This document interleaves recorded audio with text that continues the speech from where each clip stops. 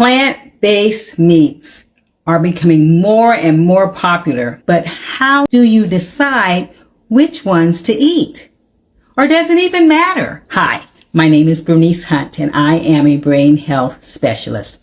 I work with women just like you who are starting to notice a few memory challenges, and I help you to stay sharp so that as you age, you can still travel, have fun with your grandkids, and experience new adventures without missing a beat.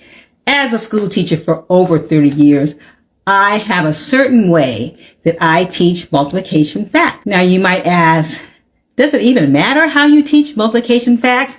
And to that I say, yes, it does. Because the way that I teach it helps people learn it faster. They help them remember it better and longer. They help give them a good attitude while they're learning, and a good attitude about math in general. And it can even boost their confidence. So it does matter how you teach it. And you know, with plant-based meats, same thing. It matters. Now, did you catch my last video? I had a video a few days ago, and it was on fake meat. And I talked about the problems that you can have with fake meat. And it's still on my YouTube channel, or it's on my Facebook page, Keep Your Brain Sharp. You can go and find it there if you like. But today, I want to talk about what I call meat substitutes or meat alternatives. And I want to talk about how they affect your brain. Okay, so that's what we're going to be sharing today. Now, I got to give meat its props first. Meats do have benefits for you. Okay, one is that it's a complete protein. So a lot of people think they have to eat meat because they get their protein from meat. You can get your protein from other sources too, but it is a complete protein, okay? Another thing is that it has some nutrients that are very, very essential that you got to have, like vitamin B12, like zinc, like iron. So those things are found in meat. And a lot of people that go vegan or vegetarian, they often become deficient in those areas if they're not careful. So meat already comes in the meat, so you don't have to worry about it so much.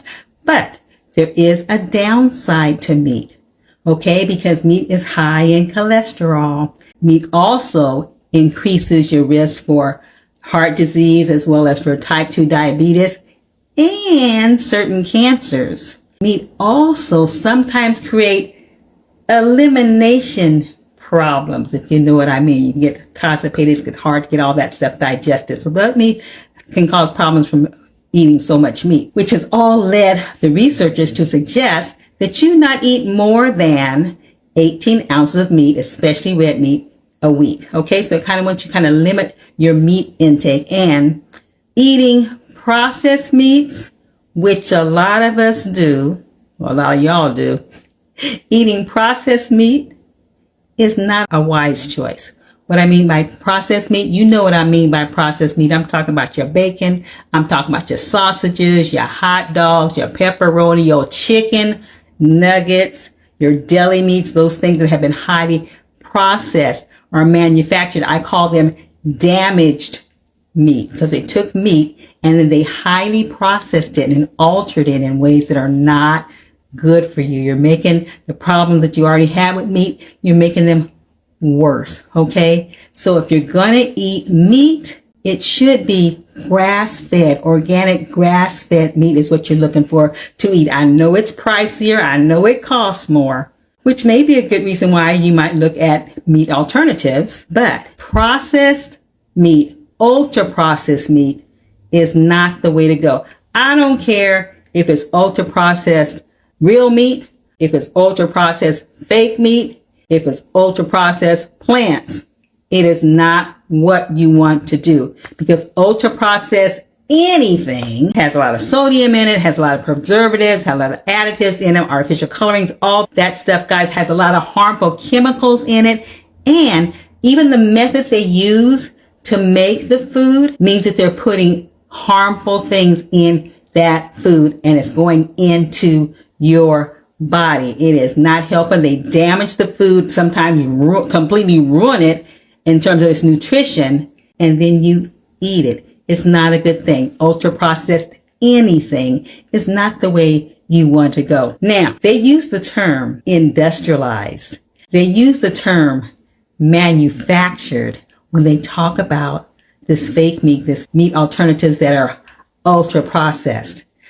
I don't know about you guys, but the thought of putting something in my mouth as food that has the terminology industrialized, when I think of industrialized, I think of machinery. Yeah. Manufactured, that's like warehouse stuff. That is not something that's grown or raised. I don't like to think of my food in those terms, but that's the terms they use when they're talking about ultra processed food. They've been highly altered by all of these things that are happening and all these things that are being added to it. That's not what you want to do. Some people call them Frankenstein foods. And it reminds me of, those Hasbro plastic toys, the toy foods that you put in your kitchen. I don't know about you, but in the school system, we would have for the kindergartners and preschoolers, we have these kitchen stations, right? Where they have the refrigerator stove and all that stuff. And it had a little cabinet with all the foods. And they had all these Hasbro food items. They have the bacon, they had the hot dogs, they had the eggs, it was all plastic foods. And that's what I think about when I think about industrialized or manufactured food. It is really not food. Okay, I'll get off that. Now, our FDA claims that the chemicals and additives and preservatives, all that stuff they put in ultra processed foods are safe or generally safe because they say that the amount is so small that they put in there, it's not going to be harmful to your body. It's not going to hurt your body. Even if those chemicals have been labeled as toxic, harmful, carcinogenic, which means cancer forming. Even it's been labeled by that, by the researchers. They say, but it's not enough. It's just a little bit amount. It's not enough to really do any harm to your body, okay? Even so, Europe has banned a whole lot of these chemicals from being put in their food. And California is getting on the bandwagon. They have banned some of them from being in the foods in California. In fact, Europe is looking to ban about 12,000 chemicals that they say are not good for our bodies. I hope our country will get on the bandwagon sooner than later. Okay, but even so, the FDA is maybe not be considering these things. One thing is that the fake foods are not the only thing these chemicals are in. Okay, so they're saying you're eating a little bit amount in these fake foods. But these chemicals are also in other things that are other foods, and they're other than fake meat, but they're other ultra-processed, other kinds of foods that you're also ingesting. But they also use it in other products, other cosmetics and household products and paints and furnishing. So you are inhaling or ingesting or touching or whatever these chemicals in lots of different ways. And guess what? A whole lot of them accumulate in your body. They go into certain organs and they stay there for months, for years, for decades. Some of them are called forever chemicals, which means they don't know how you're going to get these things. So these things will sit here and they're accumulating. So my question is, at what point will those chemicals that have been accumulating in your body become unsafe? They hit that safety limit and they're no longer in an amount that's safe. Makes you want to think, huh? So the FDA is saying it's generally safe in that little amount, in that serving. But how many times are you eating that? If you're eating it on a regular basis or over the years or whatever, it's accumulating. And what's that have to do with your brain? Quite a bit. Our brain has something that's called the blood-brain barrier. It's a network of blood vessels that are kind of like a shield, like protecting harmful things from getting in your blood. But if you're having these chemicals in your bloodstream, okay, the bloodstream going all up through, you have 400 miles of blood vessels in your brain. Okay, so they're going all up in there. And they're finding out that some of these chemicals are damaging your blood-brain barrier and they're getting into your brain. And yep, they are doing damage in your brain. You can have a lot of things going on that's happening in your brain because these chemicals have gotten in there. They give you mental disorders like anxiety and depression. I've been wondering why I've been seeing all these commercials. Have you noticed you see all these commercials about anxiety and depression? I didn't see all those commercials when I was little. Now we're seeing all these commercials. And here, come to find out, these chemicals that are in these ultra-processed foods, including meat, those manufactured meat alternatives. They get into your brain and they can cause mental disorders, anxiety and depression. It can call, we already know about the behavioral disorders, which for years we have talked about, especially in kids, ADD, ADHD, those things. We've talked a lot about that. That happens in your brain, talking about memory loss, lowered cognitive functioning, lowered motor functioning. You see all these people having all these issues. Guys, it says that these chemicals can get in your brain and start messing things up. Inflammation in your brain. And you know you don't want inflammation in your brain. Okay, that's going to cause memory loss. That's going to cause dizziness, brain fog. All these things are kind of getting connected. There seems to be a connection with things that are happening in our brain and what we are eating that is ultra processed, full of these harmful chemicals that are seeping in through your bloodstream. Okay. So all those things are going on, and it's like, I have to say this, some brands could be better than other brands. Okay. But here's the deal. It makes me think, okay, it's like saying something's dead and something's really dead. Doesn't matter whether it's dead or really dead. It's still not going to be functioning for you, right? Okay, so that's kind of, let's not quibble over whether it's dead or really dead. Let's just say don't eat it, okay? All right, so those things are happening, but here is the deal. You can have meat alternatives. You can have a meat alternative that is not ultra processed. How do you do that? Because you're going to go to minimally processed whole food alternatives, okay? So that means it's not going to be package. Well, how can I tell if it's ultra processed? Well, probably because it's in a package, probably because it has more than a handful of ingredients listed in it. The ingredients that you are trying to read are very hard to pronounce, would not be recognized by your great grandmother. Okay. That gives you a really good idea and will not be found in your kitchen or anybody else's kitchen. It's not something that you would find inside your house to help you make your food. More than likely, if those things are existing on that product, more than likely it's ultra processed. It is industrialized. It has been manufactured, come from a glob of something. Originally, it was had something to do with some part of some type of food, meat or plant.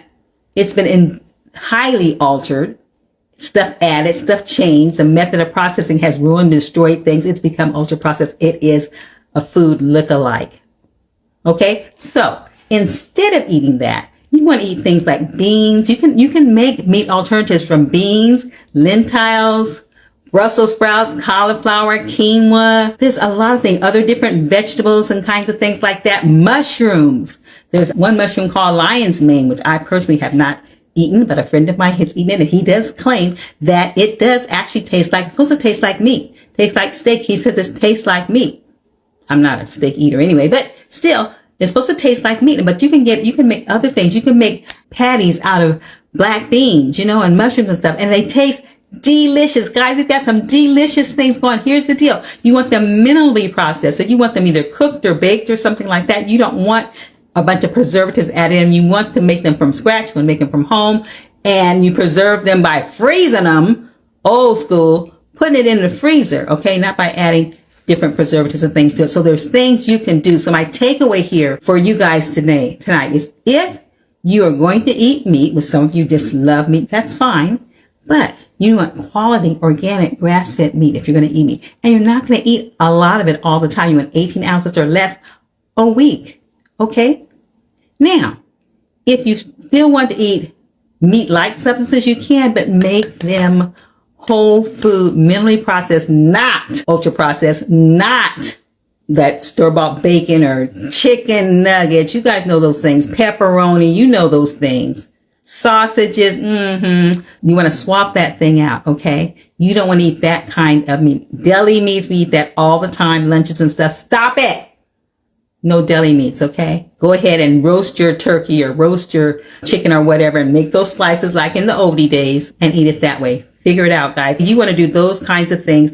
And if you are reducing or limiting your meat, make sure that you are intentionally supplying your body with the vitamin B12, especially with the zinc, with the iron that would be in meat, and getting your protein from lots of vegetables, which you can get them from.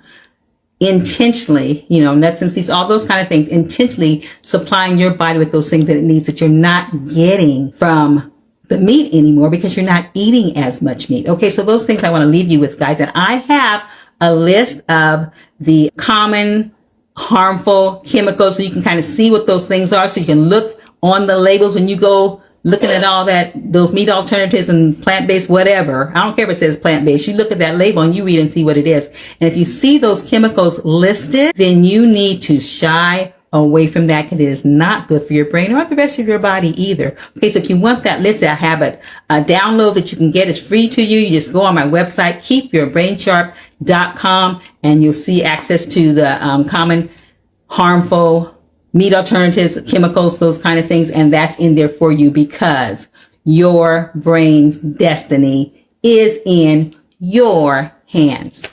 Okay.